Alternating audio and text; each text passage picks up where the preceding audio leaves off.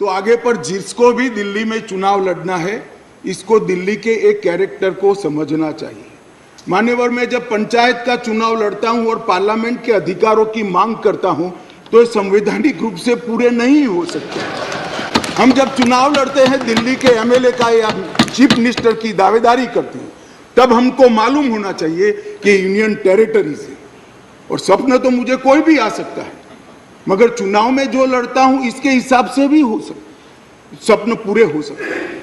और अगर देश का प्रधानमंत्री बनना है तो संसद का चुनाव लड़ना पड़ता है, दिल्ली के एमएलए का चुनाव से नहीं लड़ना पड़ता है। आप यहाँ पर ऐसा भाषण करेंगे कि आज दिल्ली की बारी है, कल उड़ीसा की है, आज दिल्ली की बारी है, कल आंध्र प्रदेश की है, आज दिल्ली की बारी है, कल फलाने राज्य की है। कोई संसद सदस्य ऐसी बातें सुन के अपना मत नहीं बदलेगा। राघव जी, आप जरा भी चिंता मत करिए। ऐसा नहीं है कि सिर्फ आप पढ़ सकते हैं, सभी लोग पढ़ सकते हैं, सभी लोग समझते हैं और सभी लोग चीज़ों को जानते भी हैं। सभी लोग जानते हैं कि इस प्रकार के बदलाव किसी राज्य में नहीं हो सकते, यूटी में ही हो सकते। 91 से 2015 तक ऊपर नीचे कई बार एक दल की सरकार आई, कई बार विपक्ष की सरकार आई। मैं बहुत जिम्मेदारी के साथ यहां बताना चाहता हूं कि इस बिल से जो ट्रांसफर पोस्टिंग के सेवाओं के काम के लिए जो अधिकार का वर्णन किया गया है, ये सारे अधिकार प्रैक्टिस में यहीं पर वो ही चलते थे। 91 से लेकर 2015 तक मदन लाल खुराना जी मुख्यमंत्री रहे, फिर साहिब सिंह वर्मा बने, फिर थोड़े समय के लिए स्वर्गीय सुषमा स्वराज जी बनी, फिर थोड़े शीला दीक्षित जी बनी, मगर किसी से केंद्र सरकार से झगड़ा नहीं हुआ, किसी को नहीं हुआ, क्योंकि सब लोग विकास करना चाहते थे, सब पावर लेना नहीं चाहते थे। मान्यवर, उस वक्त कई बार कांग्रेस की सरकार थी और हमारी सरकार ऊपर रही, कई बार हमारी सरकार नीचे थी, ऊपर कांग्रेस की सरकार रही। ट्रांसफर पोस्टिंग के लिए कभी झगड़ा नहीं हुआ। उस वक्त यही व्यवस्था से निर्णय होते थे और किसी मुख्यमंत्री को कोई तकलीफ नहीं थी। मगर 2015 में एक आंदोलन के आधार पर बनी हुई सरकार है, और फिर जो बताया कई सदस्यों ने कि केंद्र सरकार पावर हाथ में लेना चाहती है। भैया, केंद्र सरकार को पावर हाथ में लेने की जरूरत नहीं है। 130 करोड़ की जनता की कृपा से हमें पावर भारत की जनता ने ही दे दिया। ये अधिकार हमें भारत की जनता ने दिया है, और कई राज्यों में, पूर्ण राज्यों में भारतीय जनता पार्टी की पूर्ण बहुमत की सरकार चल रही है। कोई पावर लेने की जरूरत नहीं है। एक बिल हम लाए हैं पावर केंद्र में लाने के लिए नहीं, केंद्र ने दिए हुए पावर पर दिल्ली यूटी की सरकार अतिक्रमण करती है, इसको वैधानिक रूप से रोकने के लिए ये बिल लेकर कौन लाए? आज जो राजनीतिक जरूरियात के कारण आप पार्टी की गोदी में बैठी है, वो कांग्रेस पार्टी ये संविधान संशोधन लेकर आई। ये हम लेकर नहीं आए हैं। अगर दिल्ली के अधिकारों का किसी ने हनन किया है, ये दिल्ली की असेंबली का किसी ने हनन किया अधिकारों का, तो माननीय अध्यक्ष जी, इनको करने में तकलीफ नहीं और सुनने में क्यों तकलीफ होती है? करते हैं तो सुनना पड़ेगा। Would you please raise your point of order? Point of order पे रहूंगा। Our rule says unparliamentary word cannot be used in this house. We have the book of list और उसी लिस्ट के हिसाब से किसी पार्टी किसी के साथ जाने पे उसकी गोदी में बैठी है, ये वर्ड अनपार्लियामेंट्री है। कल हम भी बोलेंगे। आप I have heard your point of order. I reject the point of order. Take your seat. Sir,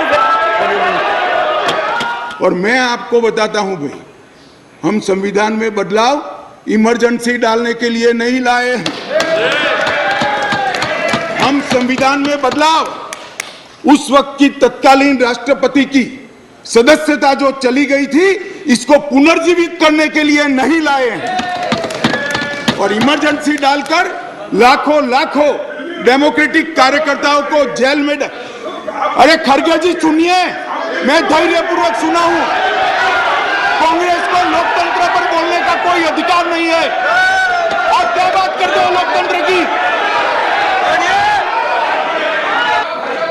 मान्यवर, मैं थोड़ी जल्दबाजी में प्रधानमंत्री की जगह राष्ट्रपति बोल गया, इसलिए मैं थोड़ा फिर से रिपीट करना चाहता हूं। इस देश के पूर्व प्रधानमंत्री की सदस्यता बचाने के लिए हम ये बिल नहीं लेकर आए। ये बिल संविधान की भावनाओं को संभालने के लिए हम लेकर आए। और मान्यवर, इमरजेंसी डाली गई, हम तो बहुत छोटे थे उस वक्त। ये बिल पर ही है, ये बिल पर ही है। भैया डिस्कस,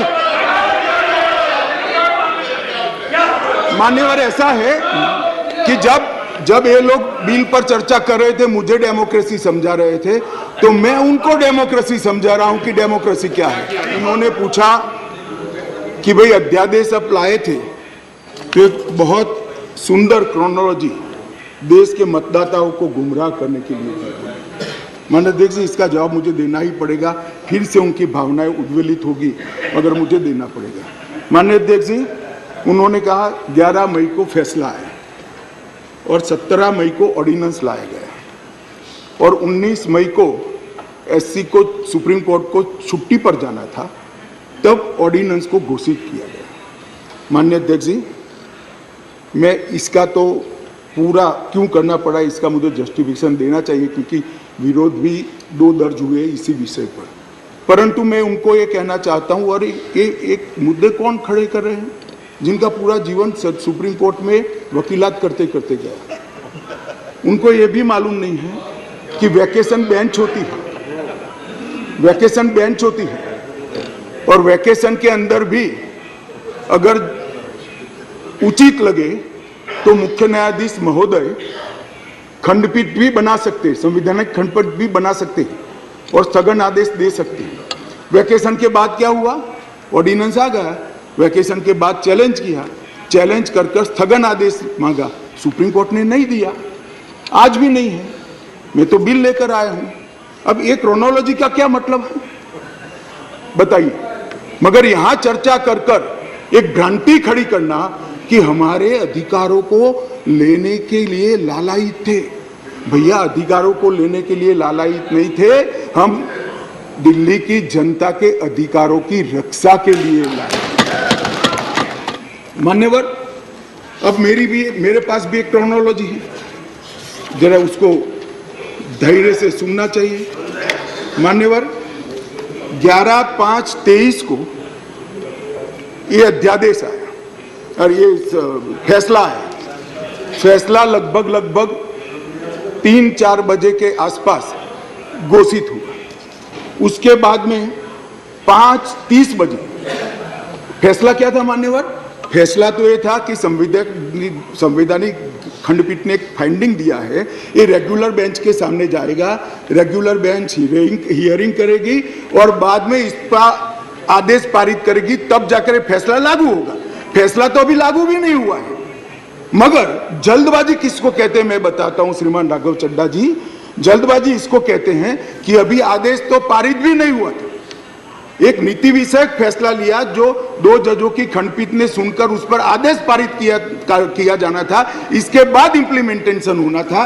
11/5 को शाम को 5:30 बजे एक नोट सर्कुलेट कर दिया गया कि आज 5:30 बजे तक पात्र अधिकारियों की सूची के साथ जो इस पद पर तैनात हो सके, सचिव सेवाओं के मतलब सेक्रेटरी सर्विस के लिए एक नोट प्रस्तुत किया गया। ट्रांसफर करना भी चालू कर दिया। बोले अभी तो खंडपीठ 2 जजों की खंडपीठ का जजमेंट भी नहीं आया और ट्रांसफर करना चालू किया।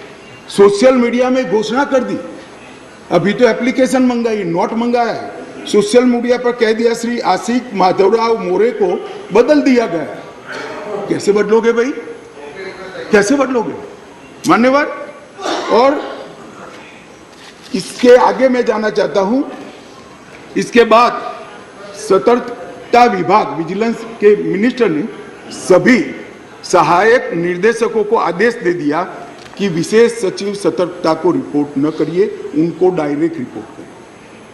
अब जो एडमिनिस्ट्रेशन मुझे समझाते थे, मैं उनको समझाना चाहता हूं, डायरेक्ट जॉइंट डायरेक्टर लेवल का ऑफिसर सीधा मंत्री को रिपोर्ट करे, ऐसा कैसे हो सकता है भाई?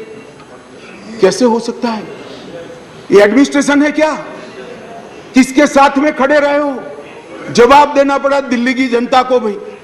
मान्यवर, इसके बाद सतर्कता विभाग के मंत्री जी ने आदेश दे दिया 13 तारीख को कि मैन्युअल के पैरा 2.22 के उल्लंघन किया, जिसमें विजिलेंस सेटअप के कार्यबल सीवीओ के परामर्श से संगठन के प्रमुख संगठन में प्रभावी सतर्कता प्रबंधन के लिए कार्यबल तैनात करने के निर्देश बनाने के लिए सूचना कर दी। अब मुझे ये समझ नहीं आता है, अभी तो संवैधानिक खंडपीठ को आदेश भेजा है, इंटरप्रिटेशन भेजा है, इस पर खंडपीठ ने 2 जजों की खंडपीठ ने सुनवाई करनी है और फिर जजमेंट देना है। यहाँ पूरा इम्प्लीमेंटेशन कर दिया। मगर विश्व में कोई भी, विज्ञान का नियम है, कोई भी चीज अकारण नहीं होती है। ये विजिलेंस विभाग को ही क्यों टारगेट बनाया गया? ट्रांसपोर्ट को नहीं बनाया गया, सफाई को नहीं बनाया गया, जल बोर्ड को नहीं बनाया गया, जल विभाग को नहीं बनाया गया, मान्यवर रोड एंड बिल्डिंग को नहीं बनाया गया, सोशल वेलफेयर को नहीं बनाया। ये सारे शासन के साथ जुड़े हुए भी नहीं है क्या? ये किसी में जल्दी नहीं हुई, सिर्फ विजिलेंस में हुई। अब मैं इस कारण बताना चाहता हूं कि सदन में विजिलेंस में क्यों जल्दी हुई। मान्यवर, इसके अंदर आबकारी घोटाले की, शराब घोटाले की फाइल विजिलेंस में पड़ी थी। इसलिए मान्यवर आधी रात को विजिलेंस डिपार्टमेंट खोलकर फाइलों की हेराफेरी करने की फरियाद दिल्ली पुलिस को मिली है। मान्यवर केशव राव जी कहते थे, हम तो ना इनके साथ है, ना उनके साथ है, ना आपसे जुड़ाव है, ना उनसे जुड़ा है। बीआरएस वालों का भी ये शराब घोटाले के साथ आप पार्टी के साथ जुड़ाव है, इसीलिए आप वहां बैठे हो। मान्यवर, एक फाइल थी आबकारी घोटाले वाली, एक यहाँ पर शीश महल बना है मान्यवर, बहुत बड़ा शीश महल। हमने When we speak, you stop us. Sheesh Mahal is allowed to नहीं, एक मिनट, मान्यवर, शीश महल में असंसदीय क्या है? अभी मैं आगे तो बोला ही नहीं। What is your objection? मान्यवर, मैं कहता हूं शीश महल में क्या असंसदीय है, चर्चा करें जरा खड़े होकर। वैसे ही व्यवधान करने के लिए खड़े हो जाते हैं, जरा समझाइए। अध्यक्ष जी, यही जिसको निशाना बनाया गया, वही विजिलेंस की ऑफिस में मुख्यमंत्री के नए बंगले पर खर्च हुए अवैध खर्चे के लिए और आवंटित की गई राशि से 6 गुना ज्यादा खर्चे के लिए जांच की फाइल भी उसी के अंदर थी। माननीय अध्यक्ष जी, माननीय सुप्रीम कोर्ट ने एक ऑर्डर दिया था कि अपनी पार्टी के, सरकार के नहीं, अपनी पार्टी के प्रचार के लिए दिल्ली सरकार का जो खर्च हुआ है, वो खर्च दिल्ली सरकार से नहीं, आप पार्टी से वसूल कर दिल्ली सरकार के खजाने में डाला जाए 90 करोड़ रुपए। इसकी जांच भी यही विजिलेंस डिपार्टमेंट ने की। मान्यवर, इन्होंने दिल्ली सरकार के पास लॉ एंड ऑर्डर नहीं है, इसका मतलब पुलिस नहीं है, इसलिए वहां इंटेलिजेंस डिपार्टमेंट नहीं हो सकता है, मगर उन्होंने एक फीडबैक यूनिट बनाया और फीडबैक यूनिट से राजनीतिक जानकारियां इकट्ठा करना शुरू करी। मान्यवर, इसके खिलाफ भी एक जांच चली और एक जांच की फाइल भी विजिलेंस डिपार्टमेंट ने दी। मान्यवर, BSES और BYPL ये 2 वीज वितरण कंपनियां हैं जिनका 21,000 करोड़ रुपया दिल्ली सरकार को बकाया है। देना है, फिर भी 2000 करोड़ का उनको पेमेंट कर दिया गया। इसकी भी जांच चल रही है। वो जांच की फाइल भी इसी विजिलेंस डिपार्टमेंट में थी मान्यवर। और ये आधी रात को जो कागज इधर उधर कोड़ने का प्रयास किया गया वो ही इमरजेंसी थी। चिदम्बरम साहब को शायद मालूम नहीं था, इसलिए पूछते थे कि क्या इमरजेंसी थी, तो भाई ये इमरजेंसी थी, इमरजेंसी ये थी। और मान्यवर अगर ये न करते तो सारे घोटालों की फाइलों को गुम करने का एक नया घोटाला रजिस्टर करना और इसलिए इमीडिएटली ऑर्डिनेंस लाना पड़ा जो संविधान सम्मत है। संविधान में ऑर्डिनेंस की व्याख्या और अधिकार ऐसे स्थितियों के लिए ही दिए गए हैं और सबको मालूम है जब ऑर्डिनेंस लेकर आते हो तो 6 माह के अंदर या सबसे पहले सदन के अंदर, जो सदन जब मिलेगा तब सदन के सामने रखना पड़ता है। तो आज मैं लेकर आया हूं। अब इसमें गैर संवैधानिक क्या है भाई बताओ तो? इतनी सारी 5 घंटे से चिल्लाट करते हैं, इसमें गैर संवैधानिक क्या है? क्या प्रीपेड?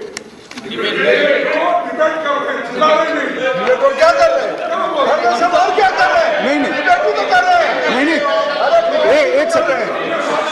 मान्यवर खड़गे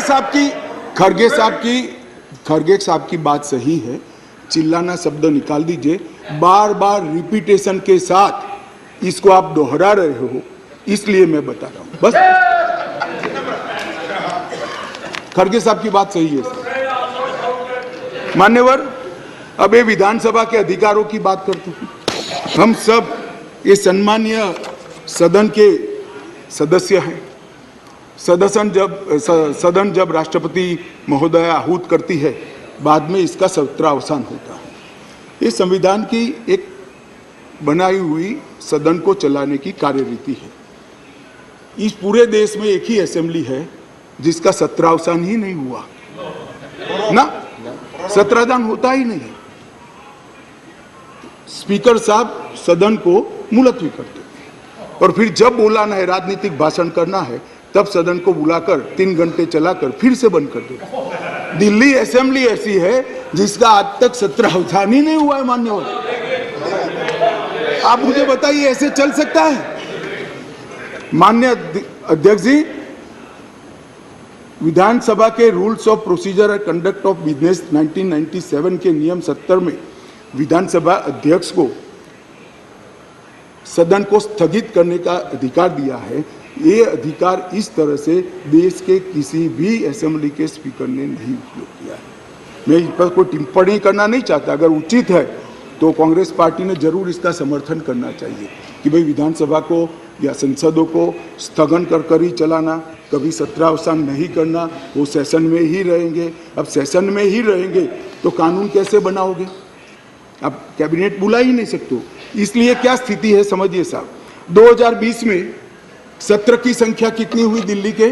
1 बजट सत्र। 2021 में कितनी? 1 बजट सत्र। 2022 में कितनी बार सदन बुलाया गया? 1 बार बजट सत्र। 2023 में कितनी बार सदन बुलाया गया? 1 बार बजट सत्र। उसके अलावा असेंबली की जरूरत ही नहीं है। इसके अलावा मान्यवर असेंबली की जरूरत ही नहीं है। ये किस तरह से असेंबली चला रहे हैं मान्यवर? कैबिनेट के अधिकारी की दुहाई दे रहे हैं। 2022 में 6 कैबिनेट बैठक सिर्फ हुई है, 1 साल में सिर्फ 6। इसमें से 3 बजट रिलेटेड है और 3 एक बिजली कंपनी को सहायता करने के लिए बुलाई गई, बाकी एक भी कैबिनेट नहीं बुलाई मान्यवर। 2023 में सिर्फ 2 ही कैबिनेट बुलाई गई और दोनों बजट के कामकाज के लिए बुलाई। अब आप क्या भैया कैबिनेट का दुहाई देते हो, क्या अधिकार का दुहाई देते हो? ना कैबिनेट मिलती है, ना सदन मिलता है और हमें डेमोक्रेसी पढ़ाते हो। ऐसा कभी नहीं होता भाई।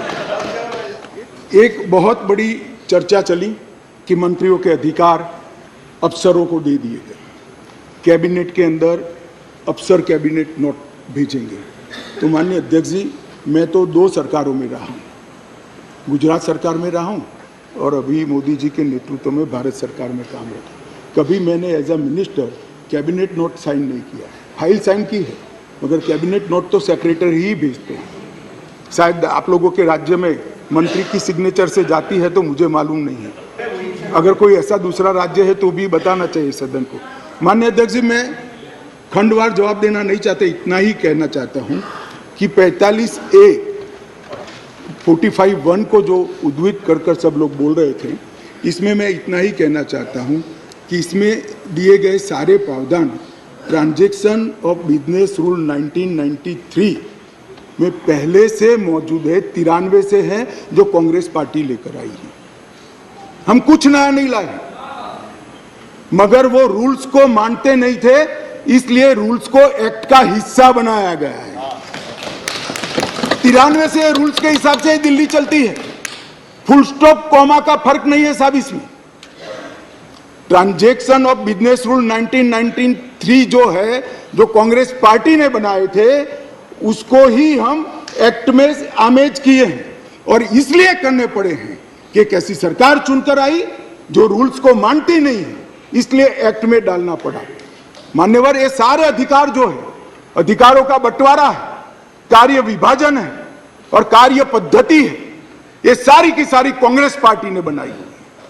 अगर कांग्रेस पार्टी में अंतरात्मा है तो इस बिल का समर्थन करना चाहिए। मैं तो आपकी चीज को लेकर खड़ा हूं, मगर ये नहीं करेंगे, मुझे मालूम है मान्यवर, क्योंकि उनको गठबंधन बचाना है, मान्यवर, मैं आपको बताना चाहता हूं, ये आप पार्टी का जन्म ही कांग्रेस का विरोध कर हुआ।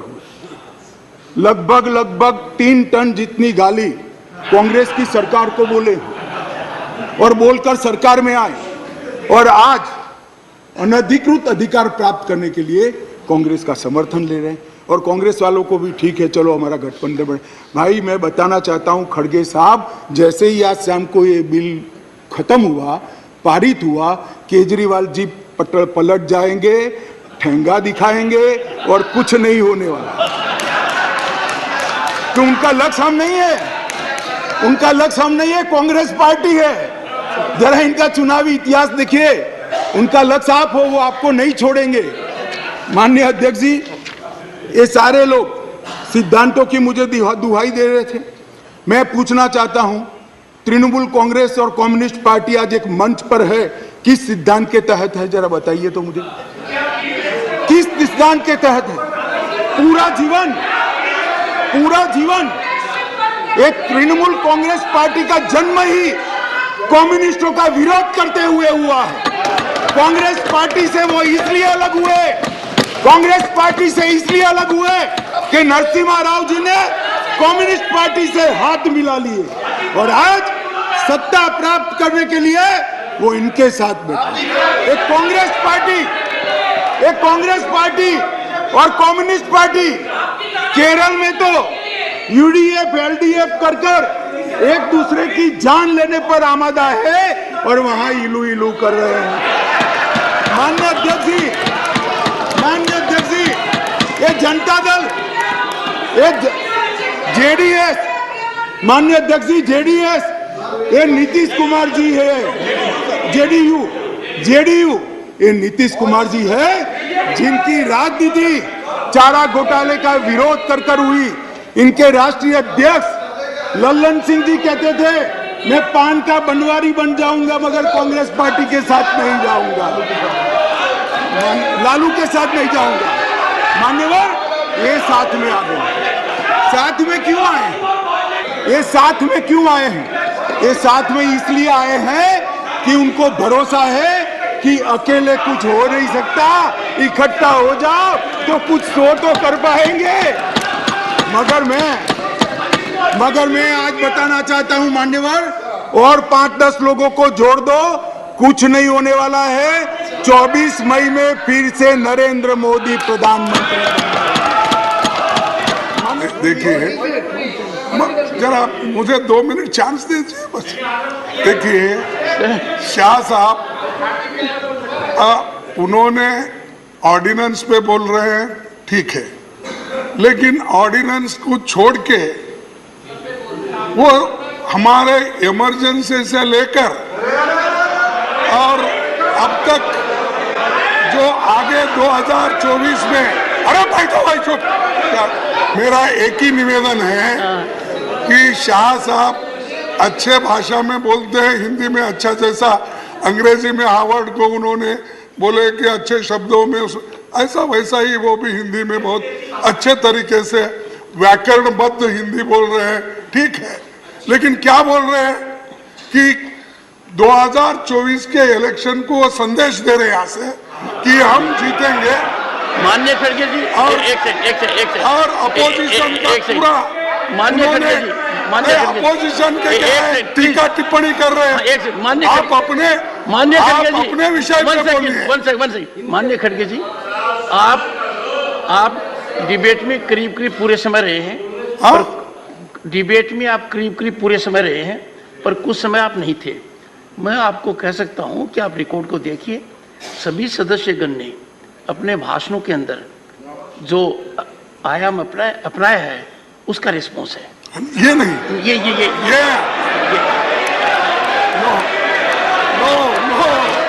संजय राउत जी ने कहा कि मोदी जी विदेश जाते हैं तो उनका सम्मान होता है, कोई उनका ऑटोग्राफ मांगता है, कोई उनको झुककर नमन करता है, कोई उनसे अपॉइंटमेंट मांगता है, कोई मोदी जब बॉस कहता है, वो सम्मान मोदी जी का नहीं है, देश का सम्मान।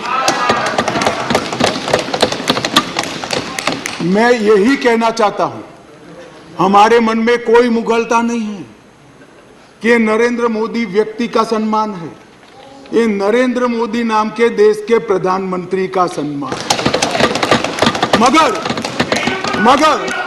मगर इतने सारे देश के राष्ट्रपति, प्रधानमंत्री, राष्ट्राध्यक्ष भारत के प्रधानमंत्री को सम्मान देते हैं, इससे देखकर आप भी जरा देना चालू करो तो थोड़ा अच्छा दिखेगा। मान्यवर, कम्युनिस्ट पार्टी के 2 सदस्यों ने मेरी पार्टी का उल्लेख देकर कहा कि मेरी पार्टी का आजादी के आंदोलन में कोई इतिहास नहीं है, हिस्सा नहीं।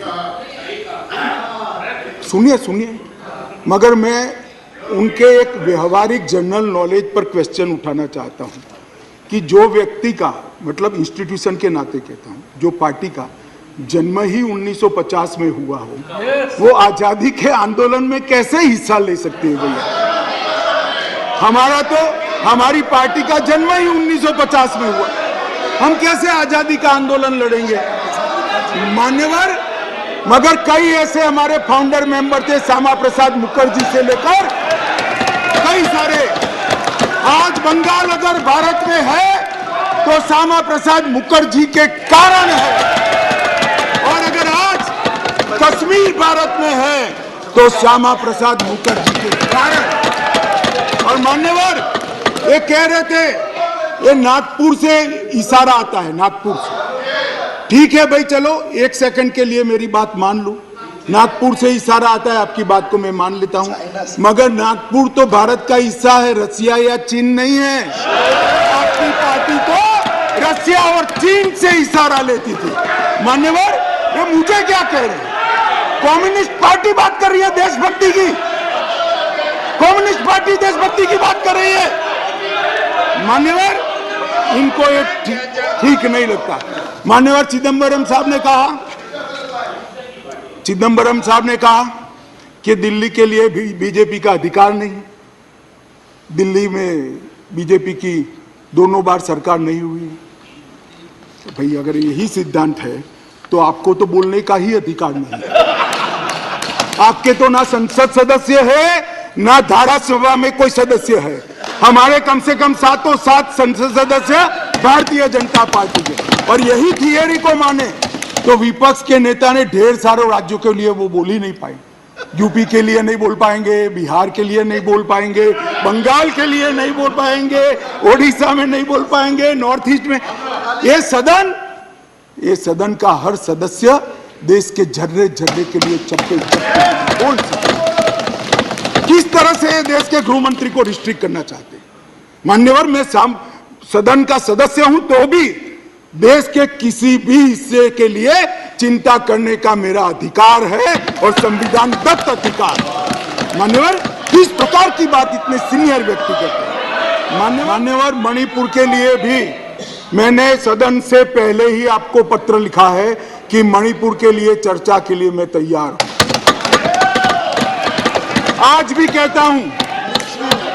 कहता हूं, अभी 11 तारीख बाकी है, हमें कुछ छिपाना नहीं है, छुपाना आपको है जो चर्चा होने नहीं देते हैं, आपको छुपाना है। और मैं कहता हूं मान्यवर, 11 तारीख को चर्चा खड़गे जी कह दे, मैं कहता हूं इसी तरह से सुन नहीं पाएंगे मान्यवर, नहीं सुन पाएंगे, और इसीलिए मणिपुर पर चर्चा करने के लिए तैयार। मान्यवर,